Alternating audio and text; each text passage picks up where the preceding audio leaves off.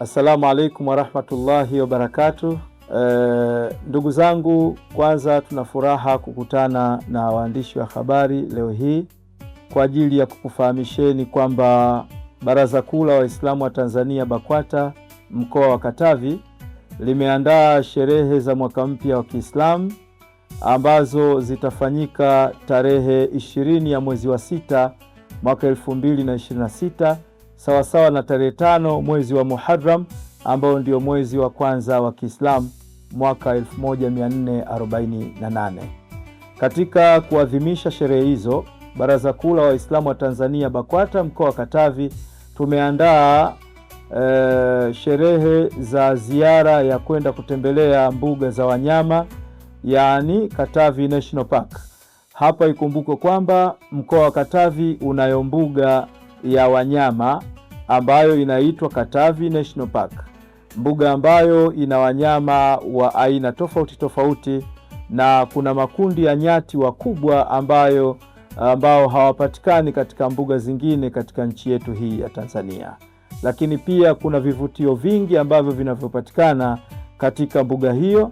Kwa hiyo sisi kama Waislamu kama Baraza Kuu la Waislamu wa Tanzania BAKWATA tumeonelea katika kuhamasisha utalii wa ndani, siku hiyo tuitumie kwenda kutembelea mbuga hizo, na ni utalii wa ndani utakaofanywa na kila mtu ambaye atakuwa anahitaji kuungana nasi kuelekea huko.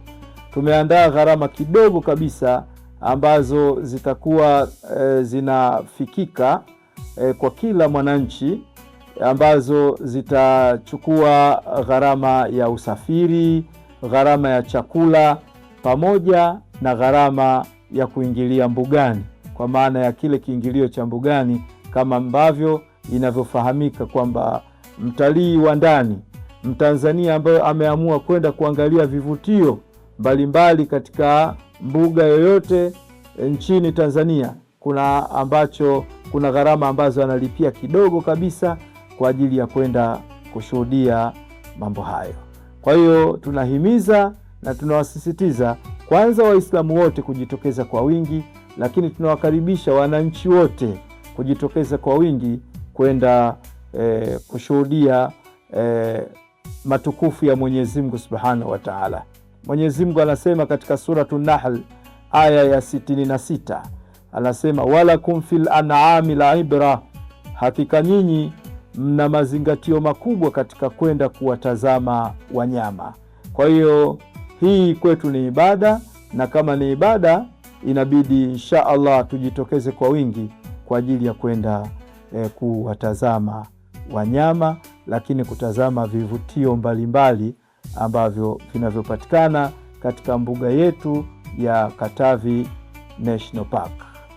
Baada ya hayo niseme wabillahi tawfiq, wassalamu alaikum wa rahmatullahi wa barakatuh.